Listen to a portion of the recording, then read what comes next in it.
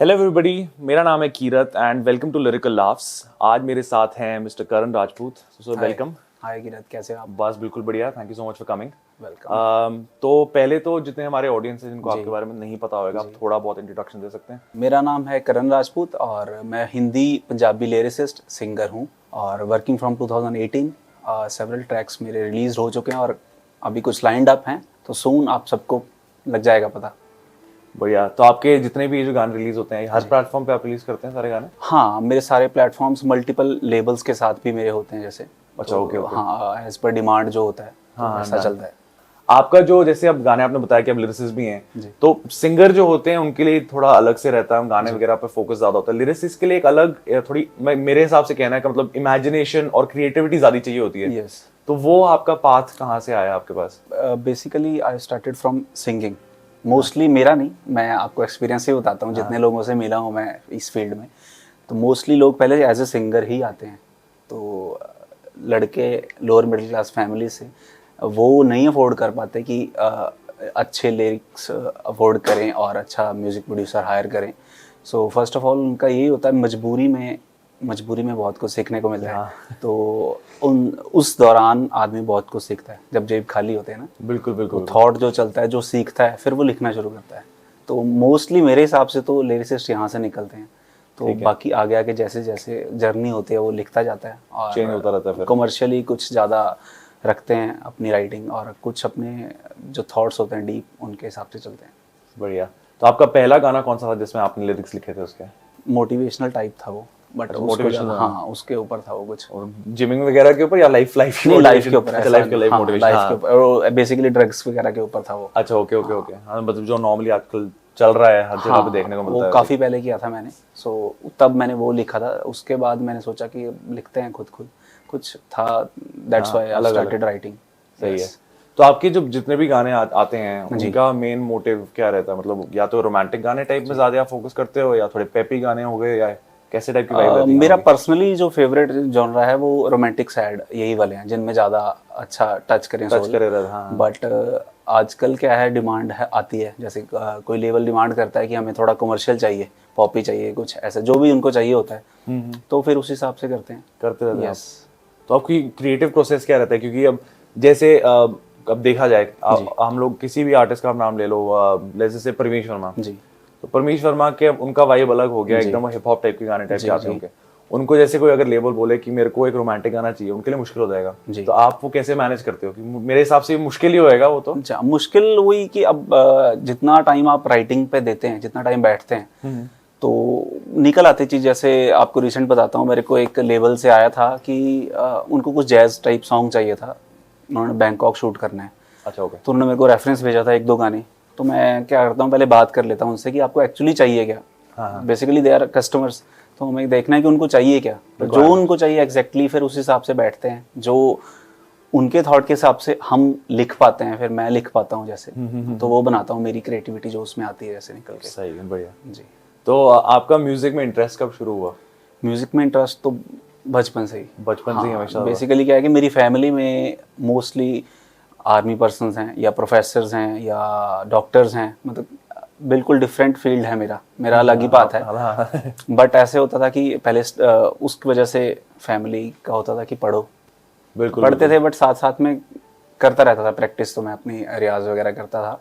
जैसे ही मेरी ग्रेजुएशन खत्म हुई, आफ्टर दैट फिर मैं स्विच हो गया था टोटली, पूरा का पूरा full on into music. Job भी किया था मैंने, काफ़ी टाइम जॉब किया, 6-7 साल, बट म्यूजिक पे मतलब मेजरली म्यूजिक ही था किया। मतलब आपको सैटिस्फैक्शन बेसिकली कहा जाए तो म्यूजिक से आपको मिलता था? मेरे को सिर्फ म्यूजिक का ही था बस, हमेशा से? हाँ, शुरू से ही म्यूजिक का ही, कोई ऐसा नहीं था। आपको कौन से सिंगर्स को अपना आइडल मानते हैं आप? मैंने जिनको सबसे ज़्यादा सुना है वो राहत फ़तेह अली खान सर को। अच्छा, मतलब प्रॉपर क्लासिकल के थ्रू ही था? प्रॉपर उनको ही सुना है। अच्छा, उनको सुन के थोड़ा, जितना भी गाते हैं उनको सुन के, मतलब मेजरली मैंने उनको सुना है। सुना तो मैंने सबको है, बट मेजरली उनको सुना है। वो आपको मतलब सबसे ज्यादा आपको आइडिया मानते हैं ना? मेरी गैलरी में, म्यूजिक गैलरी में सबसे ज्यादा उनके ट्रैक्स होते थे। अच्छा, ओके ओके, बहुत बढ़िया। तो आपने मतलब कभी जैसे म्यूजिक की ट्रेनिंग वगैरह ली थी या? हाँ, मैंने सीखा। मेरे सर हैं प्रीत सर। अच्छा, प्रीता हेर जी। हाँ जी। तो मैंने उनसे क्लासिकल भी लिया है। मतलब प्रॉपर आपकी सारी जी, मैंने सर। ठीक है। तो अभी जैसे आपको कहीं पे मतलब ऑडियंस आपके गाने सुनना चाहेगी तो आपको स्पॉटिफाई या यूट्यूब वगैरह पे कहाँ सुन पाएंगे? एवरीवेयर, जहाँ भी आप सुनना चाहो, किसी भी प्लेटफॉर्म पे मेरा नाम आप डालें करण राजपूत, उसमें आ जाते हैं। अच्छा, परफेक्ट, ठीक है। तो अभी मूविंग ऑन, जैसे आपने बताया आपने ग्रेजुएशन वगैरह करी थी जी। तो ग्रेजुएशन के बाद आपने जॉब भी करी, सो आपका ग्रेजुएशन किस फील्ड में था, जॉब कहाँ पे थी? मेरा ग्रेजुएशन था साइंस में, मैंने बीएससी किया है नॉन मेडिकल से। बोला आफ्टर दैट मैंने पेरेंट्स का था कि आगे थोड़ा और पढ़ो, सो मैंने Punjab university LLB first year and में ड्रॉप कर दिया था, बट मैं नहीं बन पा रहा था, 2-3 चीज़ें एक साथ मैनेज नहीं हो पा रही थी। सीट मेरी आ गई थी तो घर वालों को फिर बिना बताए ड्रॉप किया वो। अच्छा, ओके। हाँ, थोड़ा मुश्किल हो जाता है, बट फिर जब मेरे को क्या होता है कि जब विजन आपका क्लियर होता है, जब आप एक टीनेज से मैच्योरिटी लेवल में आ जाते हैं तो आपका विजन क्लियर होना शुरू हो जाता है। बेसिकली आप काम को लेकर अगर आप अपने सीरियस हो तो आपका विजन क्लियर होता जाएगा, फिर आपको पता है कि आपने क्या करना है तो आप डिसीजन ले सकते हो, तो क्लैरिटी मिल जाती है।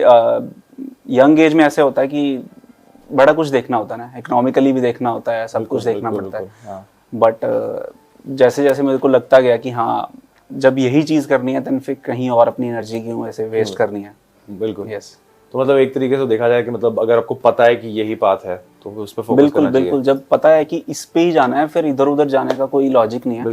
प्रॉब्लम आती है, बट प्रॉब्लम्स मोस्टली क्या आती हैं, प्रॉब्लम सर्वाइवल की आती हैं लड़कों का मैं ज़्यादा अच्छे से बता सकता हूँ कि लड़कों को मेनली क्या आता है सर्वाइवल का, क्योंकि कोई एक एज के बाद लड़के की तरफ देखने लग जाते हैं फैमिली वाले, है ना, कि चाहने के लिए नहीं, बट वो चाहते हैं कि लड़का स्टैंड करे, कुछ करे, है ना, अपने लिए तो करे, एटलीस्ट अपने लिए स्टैंड हो जाए। बिल्कुल बिल्कुल। तो वो एक पार्ट होता है, वहाँ मैनेज कैसे करना है, क्या काउंसलिंग करनी है पेरेंट्स की, या खुद उनको दिखाना पड़ता है। एज ग्रुप बिल्कुल डिफरेंट है वो हमारा पाथ नहीं समझ पाएंगे उनको जब तक रिजल्ट्स नहीं दिखेंगे, है ना।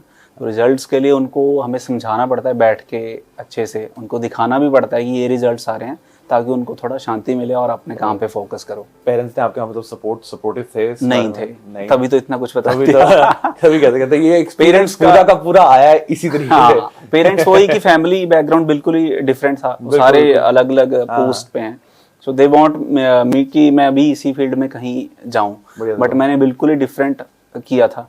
तो धीरे धीरे क्या वो भी समझते गए, जब उन्होंने रिस्पॉन्सेज देखे बाहर अंदर, पेरेंट्स कभी जाते हैं तो सुनने में मिल जाता है, कभी कोई जानता होता है तो फिर अच्छा लगता है उनको, फिर उनको धीरे धीरे लगा कि हाँ ठीक रास्ते पे और ही कैन डू, सो हाँ अब बढ़िया ठीक है। तो करण, आप जैसे अब म्यूजिक वगैरह में आपको इतने सालों से आपका था हमेशा इंटरेस्ट, आपने हमेशा पूरी लाइफ मतलब देखा जाए अपने पेरेंट्स का भी आपने पूरा फॉलो किया, अंदर अब इसमें भी आए, तो जो न्यू कमर्स आते हैं जिनको सिमिलर ऐसे तरीके से मतलब थोड़ा होएगा, आप उनको क्या एडवाइस दोगे?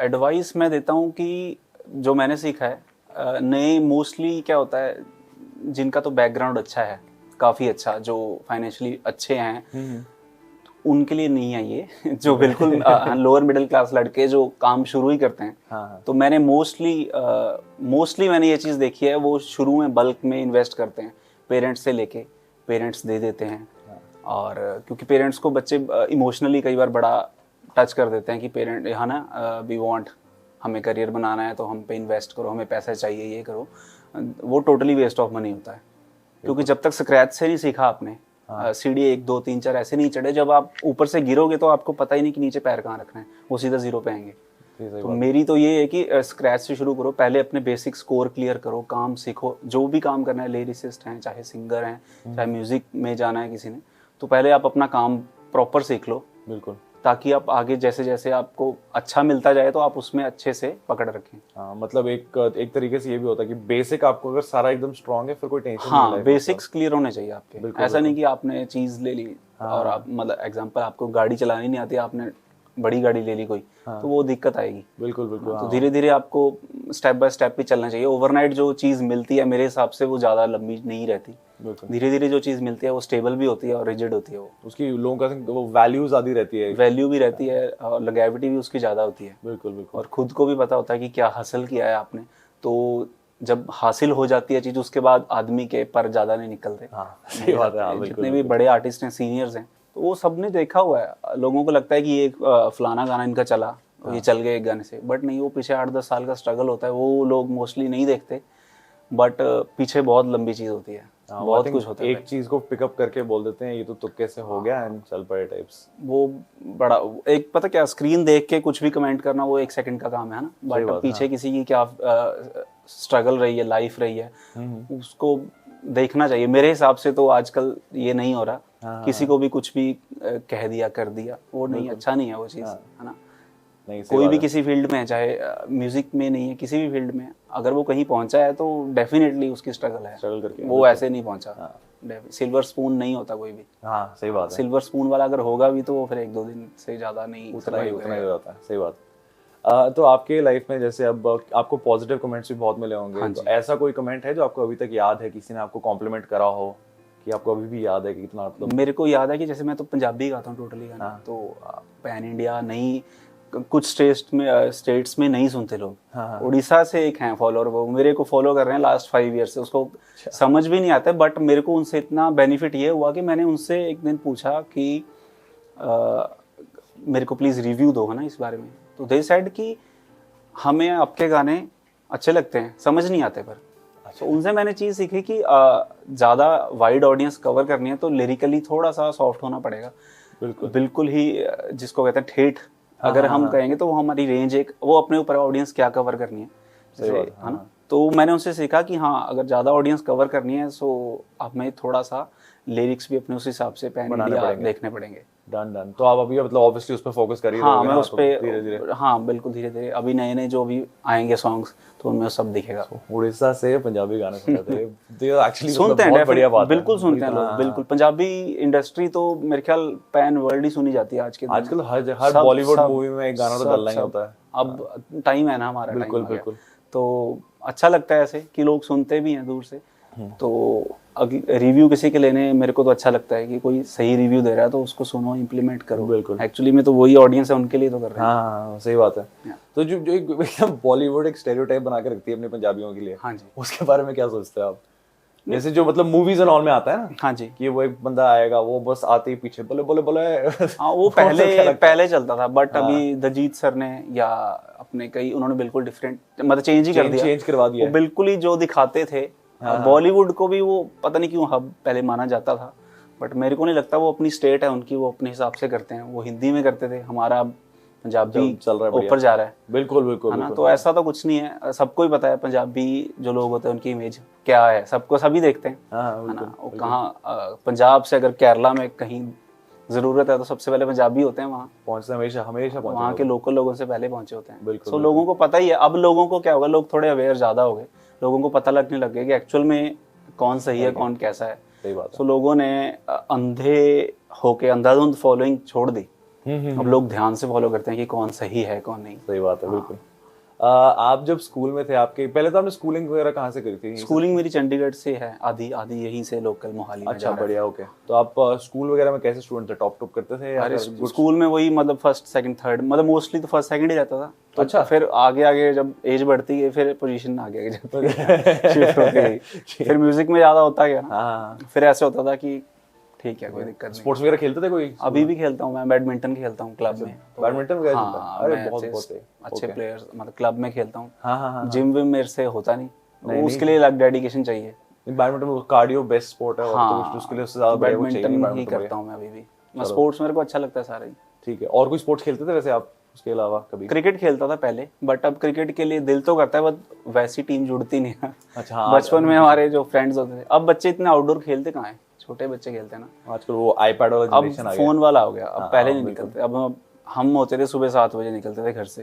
तो जब तक घर वाले बुलाने ना है ग्राउंड से, तब तक ग्राउंड में रहते थे। बिल्कुल। अब नहीं खेलते ना, पेरेंट्स भी थोड़े बच्चों को कंजर्व रखते हैं, बाहर भेजते ही नहीं। आज का ऑपोजिट हो गया, एक तो थोड़ा ज्यादा प्रोटेक्टिव हो जाते हैं, फिर कहते हैं ज्यादा लेट बाहर नहीं जाना, कुछ नहीं जाएगा। बच्चों वही है कि बच्चों को टिका के बिठा देते हैं, गैजेट दे देंगे वो। बिल्कुल चेंज हो गया अब ना, तो वैसे टीम मिलती नहीं तो मुश्किल ही ढूंढना पड़ता है ऐसी चीज।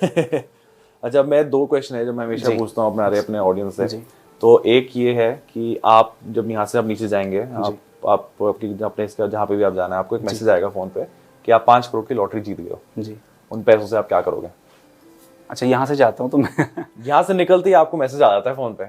मैं अभी तो ज़रूरत है पंजाब को, तो मेरा फोकस रहेगा कि मोस्टली वहाँ करूँ, क्योंकि मेरा ये मानना है, ये मेरी तरफ से एक मैसेज भी रहेगा कि अगर आदमी को अपनी भूख का पता है कि मेरे को कितनी भूख है और नीड कितनी है मेरी, तो मेरे हिसाब से लाइफ बहुत प्यारी है ना। अगर आपकी नीड बहुत ज़्यादा है तो आप कभी भी कंफर्टेबल नहीं रह सकते। बिल्कुल। अगर आपको पता है कि मेरे को इतनी ही भूख है, इतनी ही नीड है एक्चुअल में, तो आप अच्छे से सर्वाइव करेंगे। अगर आपको लगता है कि आप कह रहे थे 5 करोड़ आया, तो उसको 5 चाहे 50 दे दो, कभी किसी को पूरे नहीं हो सकते। बिल्कुल। मेरे केस में ऐसा है कि मेरे को पता है मेरे को कितनी नीड है, वो मैं कर लेता हूँ। सो मेरे को एक्स्ट्रा मनी का मेरे को इतना वो नहीं रहेगा। बहुत बढ़िया। दूसरी बात ये, मैं आपको एक एनिमल दूंगा और उस एनिमल को आप ना किसी को गिफ्ट कर सकते हो, ना आप किसी को आगे खिला सकते हो, वो आप ही के पास रहेगा जी। आप उस एनिमल का साथ करोगे क्या, है ना? वो मैं अपने डॉग के साथ जो करता हूँ। नहीं, हाँ, एनिमल है एलिफेंट। एलिफेंट के साथ क्या कर, उसको रख लूंगा मैं कहीं फार्म वगैरह में अपने। और बढ़िया एनिमल्स आर फार बेटर। अरे समझने की जरूरत होती है बस। बिल्कुल बिल्कुल। मैंने भी कुछ टाइम से ही समझा है, बट उनसे अच्छा नहीं कोई। आप बेस्ट एनिमल्स एंड ऑल है? मेरे को डॉग्स हैं मेरे पास। अच्छा, कौन सी ब्रीड है? मैंने हिमाचल से मंगवाया था, हंटर है वो। ओके। तो मतलब डॉग्स वगैरह हमारे जो सोसाइटी उसमें बहुत हैं। मेरे को पेट से तो कोई भी पेट है तो मेरे को बिल्कुल बढ़िया है, उनसे कोई ऐसी दिक्कत नहीं है। सही बात है। हाँ जी। तो अभी हम इसके बाद जो मूव करेंगे, आप हमारे लिए 2-3 गाने गाएंगे। श्योर। तो विल दैट बी फाइन? बिल्कुल बिल्कुल, नो इश्यूज। बस बढ़िया, परफेक्ट है ना। सो अभी 2 गाने मैं सुनाता हूँ आपको। फर्स्ट इज सॉफ्ट रोमांटिक और सेकंड में थोड़ा बीट सॉन्ग सुनाऊंगा आपको। दोनों ऑडियो रिलीज्ड हैं और videos are on the way. और पहला गाना है चाहत। उस किनारे बैठा अज भी उड़ीकदा हां, प्यार तेरे दी लहर मेरे वल आवेगी। हाँ चाहना तेनू गल नहीं कोई दिखावे दी, पर खुशी नहीं सांभी जानी जद तू आवेगी। हाँ पा जा फेरा शहर मेरे दियां राहां ते, नित नित लड़दा वक्त नाल तू आवेगी। चाहत मेरी नू पढ़ लै केरा दिल तो नी, वादा मेरा तू पागलां वांगू जावेगी। Hi. Second one is motivational song है मेरा, कमाई। ऑडियो आ चुका है, वीडियो इसका अभी रेडी हो रहा है। ये सभी नए स्ट्रगलर्स के लिए है, तो मोस्टली उनको एक चीज़ पूछी जाती है, तो उसके लिए मैंने जो फील किया है उसके ऊपर है ये। पैर पैर उत्ते पे करदे सवाल विकीपीडिया तो सूहा मंगदे, बड़े ने लगाए दिन ढिड वट के सिमूरों साडे हिक्कां ताण लंघदे। किते साडे वाले नालों तां नहीं वध खटदा, यही बहुतियां दी सोच हुंदी है। कह दिओ कि नहीं मुंडा करदा कमाई, हिक्कां बालने नूं बहुत हुंदी है। कह दिओ कि नहीं मुंडा करदा कमाई, हिक्कां बालने नूं बहुत हुंदी है। ओ किन्ने साल हो गए नी हसल चलदी, नाल तां नी मेरे मूरे मूरे चलदी। भज लै तू मंजले नी किन्ना भजना, वेखण तला दूं छेती मेरे वल वी। ओ ला लै जोर किन्ना क शकीनने तू लाउणा लीक चोबर दी टेडी बणीऐ। आओ आजा आजा हिक तणीऐ, आजा आजा हिक तणीऐ। तेनू अपनी करूंगा खड़, थोड़े दिन नहीं जंग जितनी मजाक तानी है। लाजमी वो हो गए आज भी यूं ही सो गए, वो हवा उनके गांव की, शहर जो पहुंची हम खो गए। दे इजाजत जो कहने की, जो है दिल में सब कह जाए। कैसी ये मोहब्बत है, कैसी ये मोहब्बत है, ना कह पाए ना रह पाए। हाय, दिस इज करण राजपूत और मैं हूँ एक लिरिसिस्ट एंड सिंगर। इंस्टाग्राम पे आप मुझे फॉलो कर सकते हैं AM करण राजपूत के नाम से। मेरे नए नए सॉन्ग्स उस पर अपडेट होते रहते हैं और देखते रहिए लिरिकल लाफ्स। Thank you.